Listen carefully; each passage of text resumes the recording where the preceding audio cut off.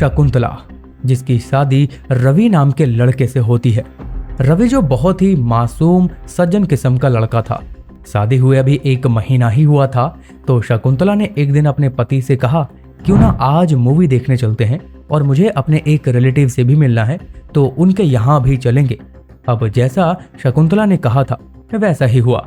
वो घर से साथ में निकले जरूर, पर शाम को घर लौटकर सिर्फ शकुंतला ही आई और बहुत ही उदास मन से बैठी रही। जिस पर रवि के माता पिता ने सवाल किया तो शकुंतला ने कहा कि वो मुझे रिश्तेदार के घर के बाहर ड्रॉप कर ये बोले कि मैं अभी 5 मिनट में आता हूँ, पर वो घंटों इंतजार करने पर भी नहीं आए। ये सुनकर थोड़ी चिंता रवि के घर वालों को हुई, पर वो हौसला रखकर अगली सुबह के सूर्य उदय होने का इंतजार करने लगे कि शायद वो खुद घर लौट आएगा। पर अफसोस, सालों बीत गए पर रवि घर लौटकर नहीं आया। रवि के पिता ने, यहाँ तक कि दिल्ली पुलिस तो पुलिस, क्राइम ब्रांच ने भी सालों रवि को ढूंढने में लगाए, फिर भी रवि का कुछ भी अता पता नहीं चल पाया। और जब पता चला तो रवि के माता पिता तो क्या, उसके बारे में जानने वाले हर एक शख्स की आंखें नम तक हो गई, क्योंकि 8 सालों के बाद 2019 में जब उसका पता चला भी तो हाथ लगे बस उसके चंद अवशेष, यानी कि टोटल 25 हड्डियां। पर ऐसा क्या हुआ था उस दिन रवि के साथ और क्यों 8 सालों तक खुद क्राइम ब्रांच वाले भी इसके राज का खुलासा नहीं कर पाए? जानेंगे हम इन सभी सवालों के जवाब विस्तार से। तो फिर आओ हर बार की तरह मिल करके शुरू से शुरू करते हैं और जानते हैं देश दुनिया की डार्क रियलिटी। साल 2010, राजस्थान। अलवर के पास बसे एक छोटे से गांव में एक परिवार था जिसमें बेटी शकुंतला, उसका भाई राजू और उसके माता पिता रहा करते थे।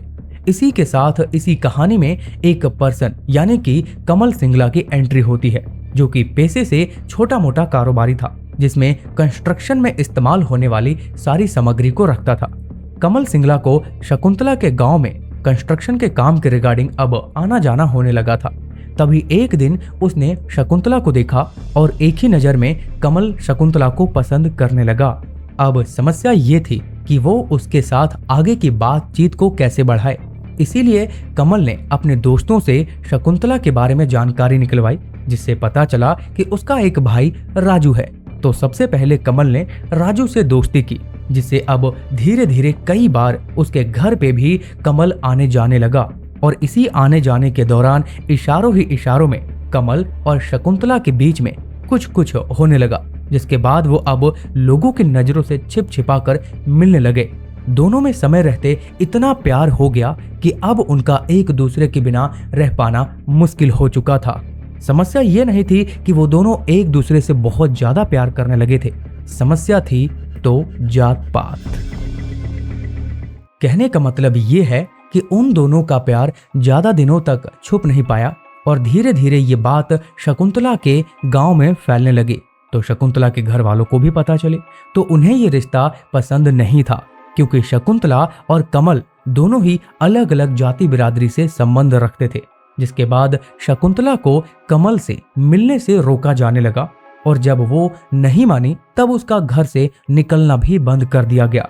और शकुंतला का पागलपन देखते हुए उसके घर वाले अब उसके लिए लड़के की तलाश में जुट गए, क्योंकि उन्हें डर था कि उनकी बेटी कमल के साथ भाग न जाए। पर ऐसा वो नहीं करने वाली थी, क्योंकि जब शकुंतला ने जैसे तैसे करके कमल से संपर्क साध कर उसे ये बताया कि उसके लिए अब लड़का ढूंढा जा रहा है, तो कमल ने कहा कि तुम चिंता मत करो, कोई ना कोई समाधान मैं निकाल ही लूंगा। हालांकि कमल ये सुनकर बहुत परेशान हो गया था, लेकिन उसने भागने का प्लान बिल्कुल भी नहीं बताया, क्योंकि उसने शकुंतला को बताया कि अगर हम ऐसा करते हैं कल नहीं तो परसों पकड़ ही जाएंगे। अब कुछ ही दिनों के अंदर शकुंतला के लिए उसी की जात बिरादरी का लड़का ढूंढकर रिश्ता फिक्स कर दिया जाता है, जो कि वो लड़का दिल्ली के कापस हेड़ा का रहने वाला था। इस बात से शकुंतला टूट चुकी थी और ये बात जब उसने कमल को बताई तो कमल का दिल भी पसीज गया, लेकिन अब तक वो कुछ खुराफाती सोच चुका था। इसीलिए कमल ने शकुंतला को दिलासा देते हुए कहा कि तुम चिंता मत करो, फिलहाल तुम रवि से शादी कर लो, लेकिन एक शर्त पर कि तुम उसके साथ कैसे भी करके संबंध नहीं बनाओगी। अब सारी बातें समझने के बाद जो शकुंतला कल तक शादी के खिलाफ थी, वो अब आराम से शादी करने को तैयार हो जाती है, जो कि 8 फरवरी 2011 में रवि और शकुंतला की शादी हो जाती है। अब जैसा कि कमल ने शकुंतला को समझाया ही था, तो इसीलिए शादी होने के अगले ही दिन वो अपने ससुराल से मायके चली गई और लगभग 1 महीने तक वहीं रही। हालांकि उसके घर वाले उस दौरान उसे समझाते रहे कि शादी होते ही इतने समय तक अपने मायके में रहना सही नहीं है, पर वो जिद पर अड़ी थी, क्योंकि वो समझ नहीं पा रही थी कि उसने पहली रात तो रवि को उसके साथ संबंध बनाने से रोक लिया, लेकिन अब वो आगे उसे कैसे रोक पाएगी।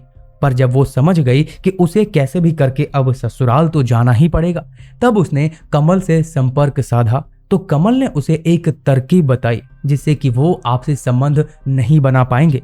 इसीलिए शकुंतला शांत होकर अपने ससुराल चली गई और अपने पति रवि से कहा कि वह उससे तब तक संबंध ना बनाए जब तक कि मैं खुद नहीं कहती, क्योंकि मैंने एक ऐसी मन्नत ही मांगी है जिससे हमारी आने वाली शादीशुदा जिंदगी बहुत ही सुखमय हो जाएगी।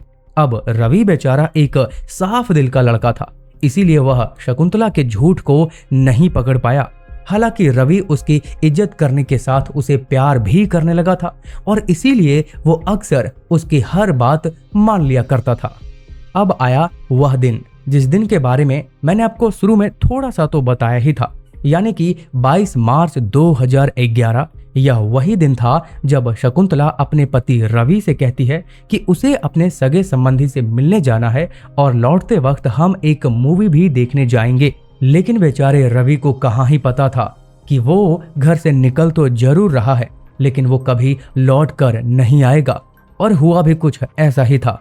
अब जैसा कि शकुंतला घर पर अकेली लौटी थी, तब उसके पिता ने अगली सुबह होने तक का इंतजार भी किया, लेकिन वह अगली सुबह भी लौट कर नहीं आया।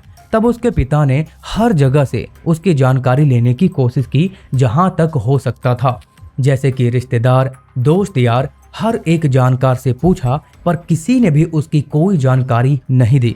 और वह बेचारा बुजुर्ग बाप अपने बेटे को तलाश करने के लिए दर दर भटकता रहा।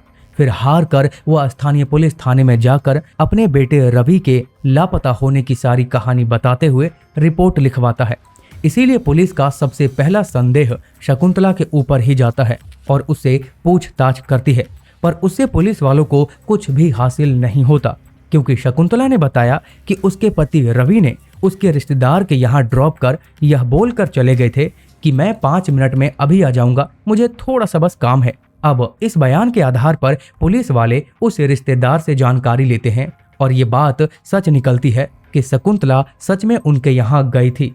पर दुख की बात ये थी कि काफी पड़ताल करने पर भी रवि का कुछ भी पता नहीं चलता और ऐसे ही दिन बीतने के साथ महीने बीतते चले गए।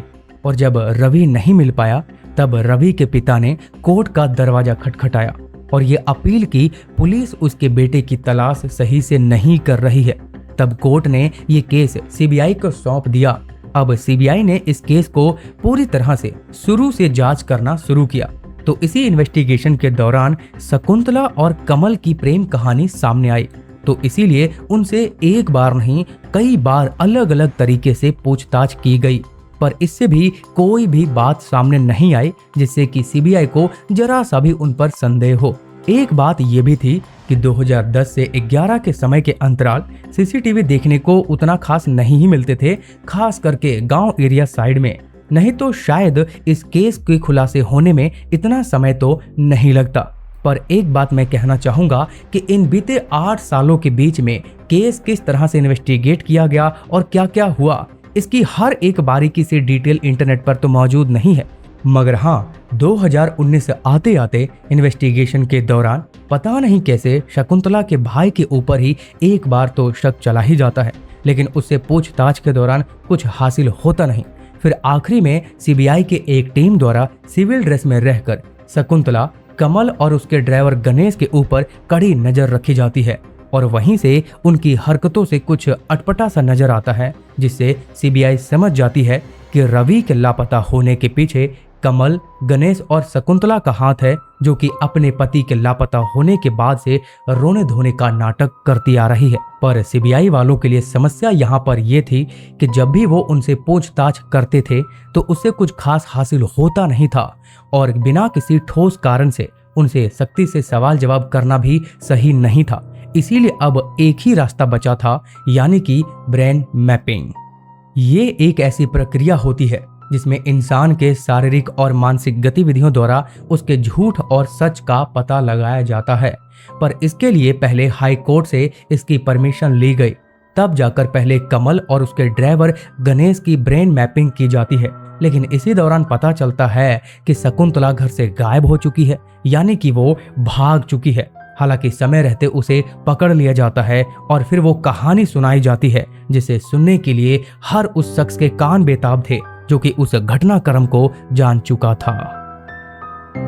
कमल ने बताया कि जब उसकी शादी शकुंतला से नहीं हो पाई थी, तब उसने खुराफाती सोचने के साथ फिल्में देखना भी शुरू किया, जिसमें हमराज और हेलन मूवी भी उसने देखी। और उसी से एक खुराफाती प्लान आता है, और प्लान के मुताबिक 22 मार्च 2011 को शकुंतला रवि को लेकर जहां गई थी, वहां पहले से ही रास्ते में कमल और गणेश अपनी गाड़ी में मौजूद था। गणेश ड्राइवर को कमल ने 70,000 रुपए का लालच देकर अपने प्लान में शामिल कर लिया था। और रास्ते में जब शकुंतला ने कमल को देखा तो उसे देखकर ऐसी खुश हुई जैसे कि उसे वो पहली बार देख रही है, यानी कि काफी समय बाद देख रही है। और वो रवि यानी कि अपने पति को बताती है कि ये हमारे गांव के ही हैं, जो कि हमारे दूर के रिश्तेदार भी लगते हैं। इसीलिए अब बातों ही बातों में शकुंतला अपने पति रवि के साथ उस गाड़ी में बैठ जाती है, ये कहते हुए कि उन्हें अपने एक रिश्तेदार के यहाँ जाना है, तो कृपया वे उन्हें वहां तक छोड़ दें। अब गाड़ी में बैठकर रास्ते में चलते चलते ऐसी ऐसी बातें करते हैं कि वे सभी आपस में घुल मिल जाते हैं, और रवि की भी कमल के साथ थोड़ी अच्छी पहचान बना देते हैं। और अब जैसे ही उनकी गाड़ी उस रिश्तेदार के घर के आसपास पहुंची, तो शकुंतला के साथ रवि भी गाड़ी से बाहर निकलने लगा। लेकिन इसी दौरान कमल ने रवि से कहा कि हमें आपसे थोड़ी और जरूरी बात करनी है, तो थोड़ा साथ चलिए। और अब तक सब कुछ प्लान के मुताबिक ही चल रहा था। फिर उसे सुनसान रास्ते पर लेकर जाते हैं और गाड़ी को सुनसान रास्ते में साइड में रोककर रवि का पीछे से गला दबाकर उसकी सांसें हमेशा के लिए रोक देते हैं। और कुछ आर्टिकल्स के मुताबिक देर रात होने के बाद उसके शरीर के कुछ हिस्सों को तो जंगलों में फेंकते हुए जाते हैं, और बचे हुए हिस्सों को जहां पर कंस्ट्रक्शन का काम चल रहा था वहीं से कुछ थोड़ी ही दूरी पर 8 फीट का गड्ढा खोदकर दफन कर दिया जाता है। और जब पुलिस 8 सालों के बाद इनका बयान सुनने के बाद उसी जगह पे गड्ढा खुदवाती है, तो वहां से सिर्फ 25 बोन्स मिले, जो कि रवि के पिता के डीएनए से मैच करवा के पता लगाया जाता है, तो पता चला कि वो रवि के ही है। फिर सीबीआई ने ब्रेन मैपिंग टेस्ट, उनके खुद का बयान और मिले हुए बोन्स को कोर्ट में सबूत के तौर पे जमा करवाती है, और फिर उन्हें जेल हो जाती है। पर सवाल सिर्फ यहीं पर खत्म नहीं होता, क्योंकि इस घटना में देखा जाए तो वो समाज भी जिम्मेदार है, जो जातिवाद के चलते उनकी शादी ना कराकर मर्जी के खिलाफ जाकर उस लड़की की शादी उस लड़के से करवा दी जाती है कि जो शकुंतला उस लड़के को पसंद ही नहीं करती थी, जिसका नतीजा आपके सामने है। बाकी अब आप इसके बारे में क्या कहना चाहेंगे, आप इसको लेकर के क्या सोचते हैं, प्लीज अपने अपने राय कमेंट में जरूर पेश करें। मैं हर किसी को रिप्लाई करता हूं, भले देर से सही लेकिन करता हूं। और चैनल को सब्सक्राइब करके बेल आइकन जरूर ऑन कर लें। मिलते हैं फिर अगली वीडियो में। धन्यवाद।